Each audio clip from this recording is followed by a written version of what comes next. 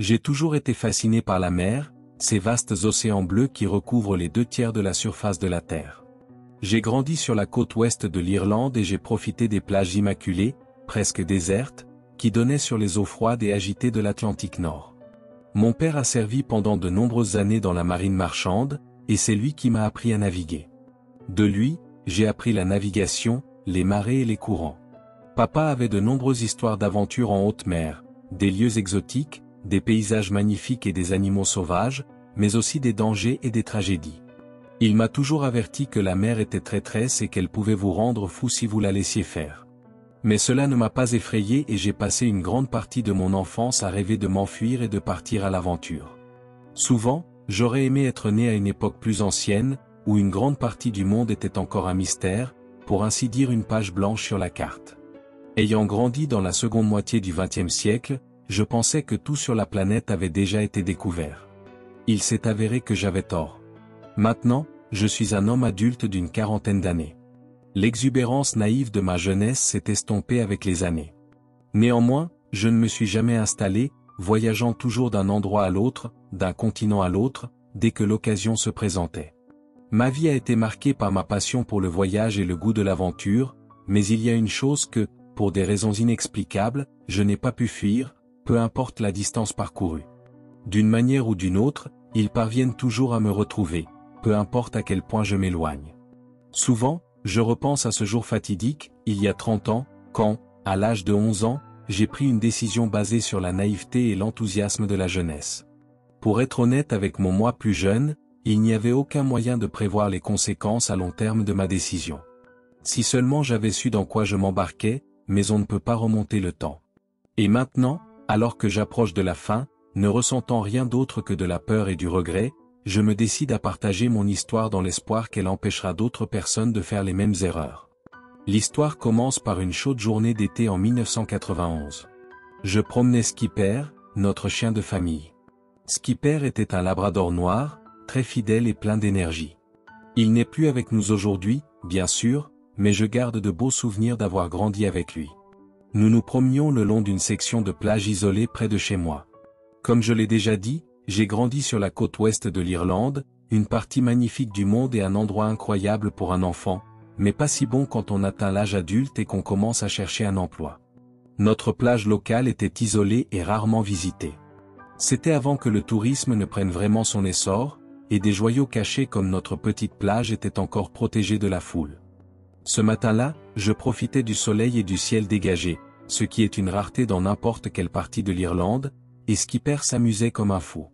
Je l'avais détaché pour qu'il puisse courir sur le sable pendant que je regardais l'océan et rêvais d'aventure et d'évasion. Je suis revenu à la réalité à cause des aboiements forts de Skipper. Je l'ai vu debout au bord de l'eau, la marée lavant ses pattes, alors qu'il s'efforçait de déterrer quelque chose du sable. J'ai supposé que c'était juste un morceau de bois flotté, mais la curiosité a eu raison de moi et j'ai trotté sur le sable. « Viens ici, bon garçon !» ai-je crié, ce qui a fait reculer Skip et a mis fin à ses aboiements fous, bien qu'il ait continué à surveiller attentivement l'objet. Je me suis penché et j'ai vu une bouteille en verre vert, qui avait été emportée par la marée et était à moitié enterrée dans le sable. Le goulot de la bouteille était fermé par un bouchon de liège, ce qui la rendait étanche à l'air, et à l'intérieur, il semblait y avoir un rouleau de parchemin jauni et enroulé. À ce moment-là, une vague d'excitation m'a envahi en réalisant que j'étais tombé sur un véritable message dans une bouteille.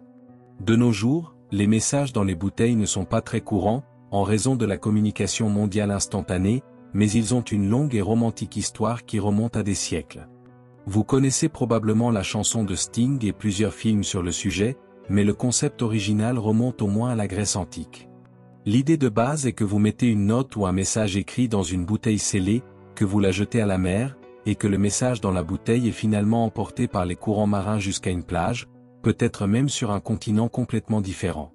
Pour des raisons évidentes, ce n'est pas le moyen de communication le plus fiable ou le plus rapide, mais il existe une tradition incroyable autour des messages dans les bouteilles. Dans mon jeune esprit, j'associais de tels messages au naufrage, aux trésors cachés, aux naufragés et aux histoires d'amour à longue distance. Par conséquent, je tremblais presque d'anticipation en ramassant la bouteille et en ouvrant le bouchon pour accéder à la note qu'elle contenait. J'imaginais un message de détresse d'un navire qui avait coulé il y a des décennies, ou de quelqu'un qui avait fait naufrage sur une île déserte. Peut-être pourrais-je jouer un rôle dans la résolution d'un mystère ancien ou dans le sauvetage d'un naufragé que l'on croyait mort. Je serais un héros des temps modernes. Quand j'y repense maintenant, tout cela semble assez ridicule, mais j'étais un garçon de 11 ans qui avait soif d'aventure. Je pensais que je pourrais au moins commencer une correspondance avec quelqu'un qui vivait à l'étranger, ce qui aurait été assez excitant. Mais en réalité, je n'avais aucune idée des horreurs que j'allais déchaîner en ouvrant cette bouteille. La bouteille elle-même était simple, en verre épais, teintée de vert, mais translucide. Elle avait l'air vieille, mais il n'y avait aucune indication de son âge. Du sable sec s'est échappé de son goulot après que je l'ai ouverte et j'ai inséré mon index pour en extraire la note. Le parchemin au coin plié était si fragile que j'avais peur qu'il s'effrite entre mes mains. J'ai donc été très prudent. En déroulant le papier, j'ai découvert une lettre non datée, écrite de manière soignée avec ce qui semblait être de l'encre rouge. L'encre était tachée à plusieurs endroits, ce qui m'a fait penser qu'elle avait été écrite avec un vieux stylo plume ou peut-être même une plume d'oie. Le contenu lui-même était écrit en anglais plus ou moins moderne, et le style et le vocabulaire le faisaient paraître écrit par une personne instruite, bien qu'après avoir lu la lettre, j'ai supposé que l'auteur était à peine plus âgé qu'un enfant. Malheureusement, j'ai perdu la lettre originale, mais j'en avais fait une copie il y a des années, que je vais retranscrire ici dans son intégralité. Mon cher monsieur, j'espère que cette lettre vous trouvera en bonne santé et de bonne humeur. Je vous écris dans l'espoir d'établir une correspondance et peut-être de créer un lien qui s'étendra à travers les océans. Je m'appelle Émilie et je vis avec ma mère et mon père sur la petite île de Sataniago.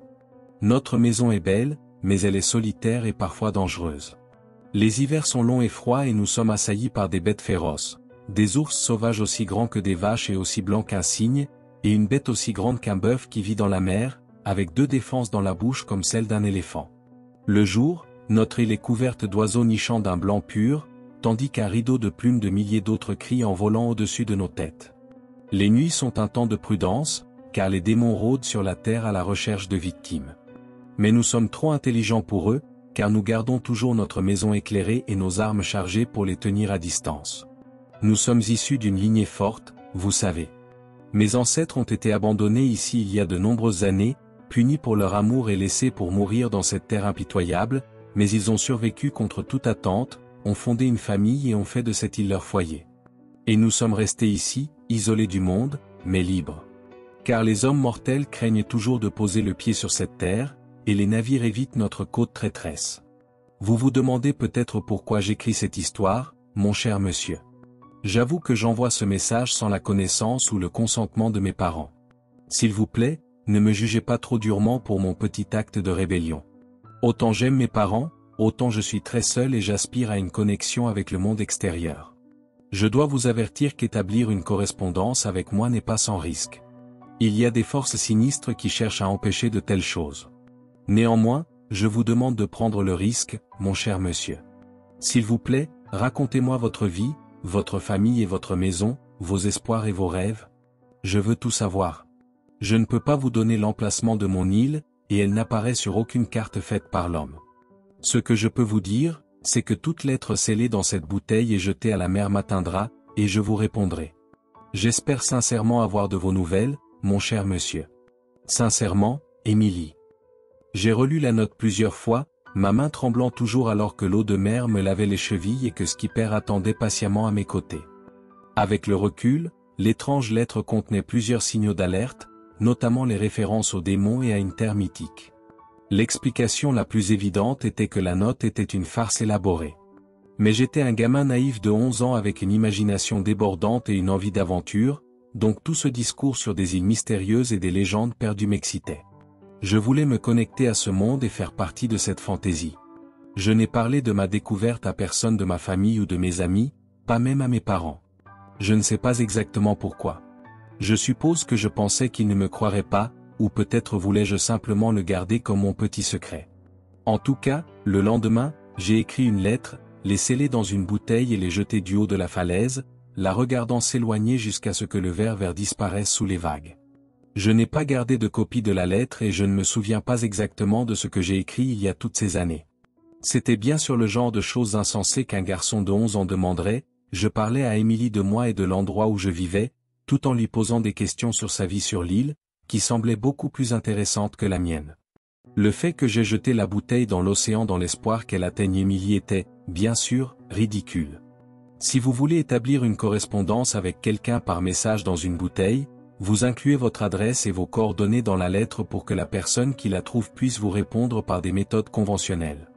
La probabilité qu'un message dans une bouteille jetée au hasard parcourt mystérieusement des milliers de kilomètres à travers l'océan et revienne à son expéditeur d'origine est pratiquement nulle. Et pourtant, c'est exactement ce que j'ai fait. Et j'ai attendu en vain la réponse d'Émilie, alors que les semaines, les mois et finalement les années passaient sans réponse. À l'époque, j'étais amèrement déçu. Cependant, j'ai fait des recherches sur le contenu de la note originale d'Émilie, à la recherche de preuves pour vérifier son histoire. Ce n'était pas facile à l'époque de Google et de Wikipédia, mais j'ai reconstitué l'histoire à partir de divers livres et documents historiques que j'ai retrouvés au fil des ans. Le nom de Sataniago est dérivé du mot portugais pour « diable » et est le nom d'une île fantôme qui est apparue sur les cartes de l'Atlantique Nord au XVIe siècle. Également connue sous le nom d'île aux démons, cette île mystérieuse et intrigante était censée être peuplée d'un mélange étrange d'animaux sauvages, de créatures mythologiques et d'esprits maléfiques ou de démons, qui avaient tous un point commun, tourmenter les humains civilisés. L'emplacement de l'île différait selon les cartes, mais on pensait généralement qu'elle se trouvait quelque part au large des côtes de Terre-Neuve. Il existe de nombreuses histoires sur l'île aux démons, mais la plus célèbre est celle de Marguerite de la Roque, une noble française qui, dans les années 1540, a participé à une expédition dirigée par son oncle pour fonder une colonie dans le Nouveau Monde. Pendant le voyage, Marguerite a entamé une liaison passionnée avec l'un des jeunes officiers à bord. Son oncle a découvert la relation interdite et a puni sa nièce et son amant en les abandonnant sur la redoutée île aux démons, où ils devaient lutter pour leur survie contre les bêtes sauvages et les esprits maléfiques. Le sort final de Marguerite et de son officier amant n'est pas clair, certains rapports affirment qu'ils ont finalement été sauvés par un bateau de pêche de passage, tandis que d'autres prétendent que leurs esprits sont piégés sur l'île à ce jour. Les éléments de la lettre d'Émilie correspondaient à l'histoire. D'autres références étaient plus difficiles à expliquer, mais j'ai supposé que ce qu'elle décrivait comme des bêtes sauvages étaient en réalité des ours polaires, des morses et des colonies de fous de bas-sang, tous originaires de cette région. Mais son discours sur les démons qui rôdent sur la terre la nuit était étrange et inquiétant. J'ai passé de nombreuses nuits blanches à m'inquiéter de cela pendant mon adolescence, mais en grandissant, j'ai tout mis sur le compte d'une farce et j'ai continué ma vie, faisant les choses que font les adolescents et planifiant mon avenir. Après l'école, je ne suis pas resté, je suis parti vivre à Édimbourg pour étudier à l'université, où j'ai profité pleinement de la vie tout en parvenant à assister à suffisamment de cours pour obtenir mon diplôme. Je n'étais pas prêt à me lancer dans un travail de 9 à 17 heures juste après mes études, alors j'ai fait ce que beaucoup d'étudiants irlandais font, j'ai pris une année sabbatique et je suis parti vivre et travailler en Australie.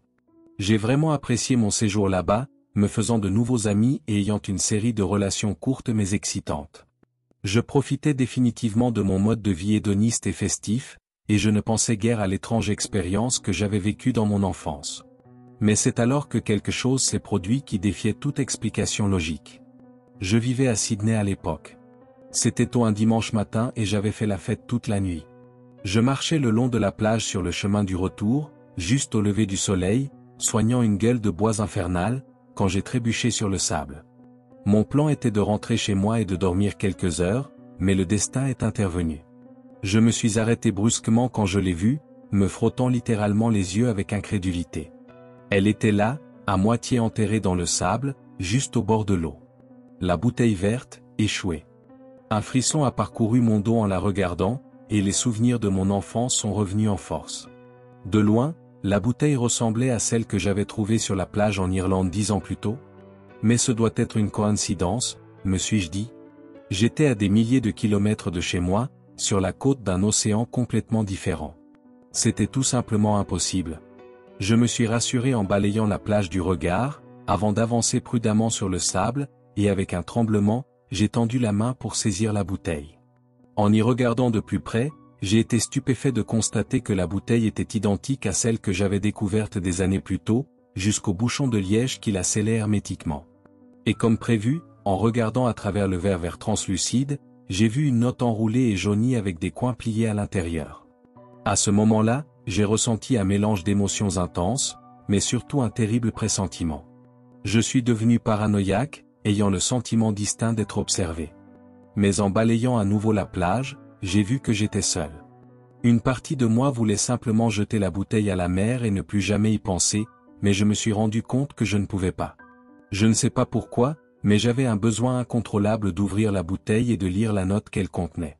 Je savais que ce que je lirais ne me plairait peut-être pas, mais je devais quand même connaître la vérité. J'ai soigneusement retiré le parchemin fragile de la bouteille et l'ai déroulé pour révéler la même écriture que j'avais lue 10 ans plus tôt. Cependant, le ton de la lettre était nettement plus sombre. Mon cher monsieur, merci d'avoir répondu à ma lettre. Vous ne pouvez pas savoir à quel point cela compte pour moi. J'ai beaucoup aimé lire sur votre maison et votre famille. L'Irlande a l'air d'être un endroit magnifique, et j'adorerais la visiter un jour. Malheureusement, je ne pense pas que ce soit encore possible. Car, vous voyez, la situation de ma famille a empiré depuis la dernière fois que j'ai écrit. Ma mère et mon père sont tombés malades. Je ne sais pas si leur maladie vient du monde des mortels, ou s'ils ont été maudits par des êtres surnaturels. En tout cas, ils sont souvent faibles et donc incapables de maintenir nos défenses pendant les longues nuits noires. Il m'incombe donc à moi seul de maintenir le feu allumé et de tenir les monstres à distance. Les bêtes mortelles sont vulnérables à la lance et aux projectiles, mais pas les démons. La nuit est leur heure. Je vois leurs ombres se faufiler autour de notre cabane à l'approche de minuit, cherchant des points faibles, toujours à la recherche d'un moyen d'entrer. Et j'entends leurs hurlements impies à travers la tempête, des rugissements infernaux qui me secouent profondément. Les démons ne me laisseront pas tranquille. Leurs attaques sont constantes. Je ne sais plus quand j'ai dormi pour la dernière fois. J'ai peur et je suis épuisé, mais je dois continuer à me battre pour mes parents et pour l'héritage de ma famille. Quand je sens mon courage faiblir, je pense à mon ancêtre Marguerite, et elle me donne de la force. Dieu n'a pas de demeure en ce lieu, je dois donc survivre par mes propres moyens. Je suis désolé de vous apporter des nouvelles si sombres, mon cher monsieur. J'espère que vous me répondrez. Votre dernière lettre m'a donné un grand courage chaque fois que je l'ai reçue, et la perspective de continuer notre correspondance me donne de l'espoir pour l'avenir. Je vous souhaite bonne chance et j'espère avoir de vos nouvelles. Sincèrement et à jamais, Émilie.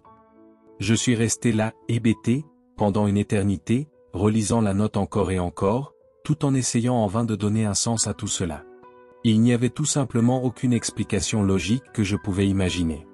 Quelqu'un m'avait-il traqué pendant les 10 dernières années, attendant son occasion de laisser la bouteille sur mon chemin? Mais comment et pourquoi? Pourquoi quelqu'un me suivrait-il à l'autre bout du monde pour me faire une farce aussi élaborée? Cela n'avait tout simplement aucun sens. Mais la seule autre alternative était que la note était authentique et qu'Émilie était réelle. J'ai quitté la plage alors que les surfeurs du matin commençaient à arriver. Je me sentais toujours extrêmement mal à l'aise, mais je m'étais remis de mon choc initial et j'avais élaboré un plan. J'avais un ami qui vivait à Sydney et qui faisait sa maîtrise en archéologie à l'université de New South Wales. Il avait accès à l'équipement de laboratoire, après l'avoir un peu persuadé, je l'ai convaincu de dater la lettre au carbone. Je ne lui ai pas raconté toute l'histoire, j'ai simplement dit que j'avais trouvé la lettre dans la reliure d'un vieux livre et que j'étais curieux de connaître son origine. Il a fallu quelques jours pour que les résultats arrivent, une attente tendue pendant laquelle je ne pouvais penser à rien d'autre. J'ai littéralement arraché l'enveloppe de ses mains lorsqu'il est venu me voir. Les résultats étaient incroyables. L'âge du parchemin ne pouvait pas être déterminé avec une précision de 100%, mais il avait au moins un siècle, et peut-être des centaines d'années. De plus, l'encre utilisée pour écrire la lettre n'était pas de l'encre, mais du sang séché. Mon cœur s'est glacé en lisant le rapport, car il semblait confirmer mes pires craintes. Mon ami n'a fait aucun commentaire sur le contenu de la lettre. J'ai eu le sentiment distinct qu'il voulait remettre les résultats et se laver les mains de toute cette affaire. Je ne le lui ai pas reproché, mais malheureusement, je n'ai pas eu la possibilité de m'en détacher. Je ne pouvais pas arrêter de penser à la lettre d'Émilie et à ses mots terrifiants. Qui était-elle? Et où était-elle? Comment était-il possible qu'une lettre écrite il y a des siècles me soit adressée? Je n'avais jamais cru au surnaturel, mais quelle autre explication pouvait-il y avoir? J'ai passé de nombreuses nuits blanches à penser à Émilie et à sa terrible situation. L'idée de cette jeune femme solitaire, de ses parents malades, luttant pour protéger sa maison contre des démons. Quel genre d'enfer vivait-elle? Qu'avait fait cette pauvre fille pour mériter un sort aussi terrible? J'ai réfléchi longuement et attentivement à ma réponse, révisant plusieurs brouillons avant de finalement sceller la note et de jeter la bouteille à la mer. Je voulais vraiment aider Émilie et j'étais sûr qu'il devait y avoir un moyen de la sauver. Je suppose qu'on pourrait appeler cela un fantasme de chevalier blanc, mais cela venait d'un endroit authentique. Je n'ai pas eu de réponse lorsque j'ai quitté l'Australie, mais j'ai eu le sentiment que la réponse d'Émilie finirait par me trouver. J'ai vécu le reste de la vingtaine avant d'avoir de ses nouvelles. Je ne vais pas dire que j'ai passé une décennie à languir pour Émilie et à réfléchir au contenu de sa lettre. J'ai vécu ma vie, j'ai voyagé, occupé divers emplois, me suis fait et perdu des amis et j'ai eu plusieurs liaisons amoureuses, dont aucune n'a duré. Je ne me suis jamais installé, bougeant toujours d'un endroit à l'autre. J'ai eu de bons moments, bien sûr, mais l'obscurité est restée avec moi. Je n'ai jamais oublié Émilie et l'île aux démons, cette pauvre fille qui luttait pour sauver sa famille. Je pensais de plus en plus à elle à mesure que l'anniversaire approchait et je savais où je devais être à l'été 2011, Terre-Neuve. J'y ai passé des semaines, sur la côte de l'Atlantique Nord, louant de coûteux bateaux de pêche pour visiter et chercher les petites îles isolées et souvent inhabitées au nord de Terre-Neuve, y compris toutes celles qui étaient censées être l'emplacement réel de la légendaire île aux démons. Je n'ai rien trouvé. Je ne sais pas à quoi je m'attendais. Au fond de moi, je savais que je ne trouverais jamais Émilie, du moins pas dans ce monde. Le dernier jour que j'y ai passé, j'ai décidé d'aller me promener sur la plage près de mon hôtel. J'ai été seulement légèrement surpris quand je l'ai vue, la bouteille verte et sinistre, qui dépassait du sable. Prenant une grande inspiration, j'ai avancé, mon dos grinçant alors que je me penchais pour saisir le verre. J'avais peur à l'idée de lire la note. Émilie m'avait parlé d'horreurs réelles 10 ans plus tôt, et je doutais que sa situation se soit améliorée depuis. Mais je devais quand même lire sa lettre. J'avais attendu cela pendant les 10 dernières années. J'ai eu le vertige en déroulant le parchemin jauni et en lisant ce qui s'est avéré être mon destin. Et à la fin, la dernière lettre d'Émilie était courte, et ce qu'elle a écrit était ceci. Je suis tellement désolé, mon cher monsieur. Vous ne saurez jamais à quel point. Vous êtes un homme bon et vous ne méritez pas cela. Ils m'y ont forcé, vous voyez? J'aurais aimé que ma force tienne, mais j'ai atteint la fin de mes forces. Maintenant, ils savent pour vous, et ils viennent vous chercher. Surveillez la tempête à l'horizon, car c'est à ce moment-là que vous saurez qu'ils sont proches. J'aimerais pouvoir faire plus pour vous rendre votre gentillesse, mon cher monsieur. Mais à la fin, nos démons gagneront toujours. Que Dieu soit avec vous, mon cher monsieur. Je prie pour que vous trouviez la paix qui m'a échappé. Sincèrement et à jamais, Émilie. Alors, c'est tout. Je ne suis plus un spectateur qui observe les événements de loin. Les horreurs viennent me chercher. Je ne blâme pas du tout Émilie. D'une certaine manière, je pense que j'ai toujours été destiné à subir ce terrible sort. Le vent rugit à mes oreilles, le bruit des fenêtres qui claquent et de la porte qui claque. Non, ce sont leurs voix. Je suis un homme instruit, je ne devrais pas croire ces bêtises, mais il n'y a pas d'autre explication. Je les vois dans l'obscurité, leurs silhouettes noires dansant dans la tempête, et je peux entendre leur rire qui résonne. Mon cœur bat de terreur et la peur me consume. Je suis désolé, Émilie, de t'avoir fait ça. Je suis désolé de ne pas avoir pu te sauver. Je n'ai jamais pu me pardonner de ne pas avoir pu faire plus. Maintenant, je sais que j'ai commis une terrible erreur. J'ai cru que j'étais le héros de cette histoire, mais ce n'est pas le cas. Je ne l'ai jamais été. La seule chose que j'ai jamais faite a été d'ouvrir la porte. Et ils sont là, ils arrivent. Ils sont là pour moi. Je ne me suis jamais senti aussi seul, aussi abandonné, que maintenant. Je vous souhaite la paix, Émilie. Je prie pour que vous trouviez la paix qui m'a échappé. Et je vous dis au revoir, mon cher monsieur. Car la fin est proche.